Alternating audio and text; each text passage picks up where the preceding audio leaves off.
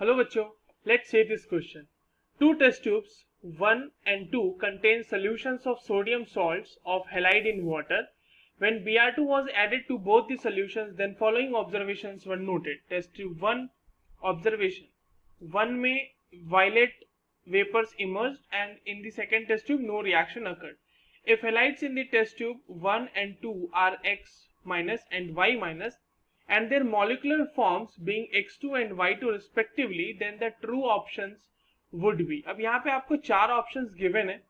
इन चारों स्टेटमेंट्स को हमें एनालाइज करना है on the basis of observation जो कि ऊपर टेस्ट ट्यूब और ऑब्जर्वेशन वाले टेबल में गिवन है.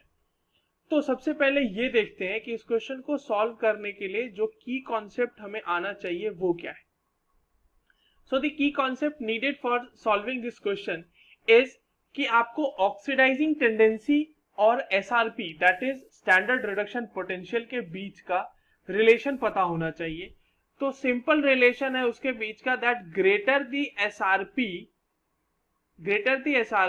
greater will be oxidizing tendency, greater will be oxidizing tendencies. Okay, अब यहां पे देखो दो टेस्ट ट्यूब आपको गिवन है. अब जो पहला टेस्ट ट्यूब है ना, टेस्ट ट्यूब 1, उसमें X माइनस प्रेजेंट है ऐसा क्वेश्चन कह रहा है और उससे वायलेट गैस इमर्ज हो रही है या वायलेट वेपर इमर्ज हो रहा है. तो टेस्ट ट्यूब 1 में जो X माइनस है वो वायलेट वेपर्स दे रहा है. इसका मतलब वो I माइनस है क्योंकि ये I माइनस कन्वर्ट हो गया होगा I2 में और जिसका कलर होता है वायलेट, जिसका कलर होता है वायलेट. ठीक है. इन टेस्ट ट्यूब 2 कोई भी रिएक्शन नहीं हो रही है. अच्छा, ये जो रिएक्शंस की मैं बात कर रहा हूं वो तब की बात हो रही है जब उसमें Br2 ऐड किया गया है.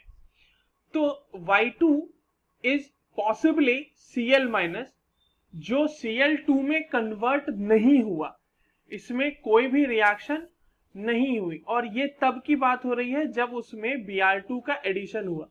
तो ultimately we can conclude from here that SRP of Cl2 is greater than SRP of Br2 and that is greater than SRP of I2. अब देखो यहां पर जो चार ऑप्शंस हैं उनको एक एक करके एनालाइज करते हैं, आपको सही आंसर पता चल जाएगा. Option A says SRP of Br2 is more than that of SRP of X2.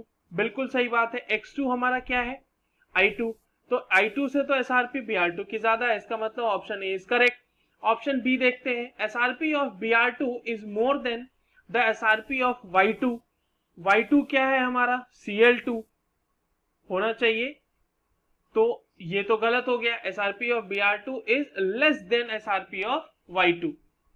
Option C क्या है? Y2 can oxidize X minus into X2.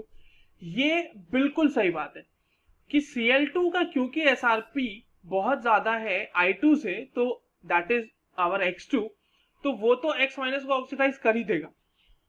Option D is Y2 can oxidise Br minus into Br2.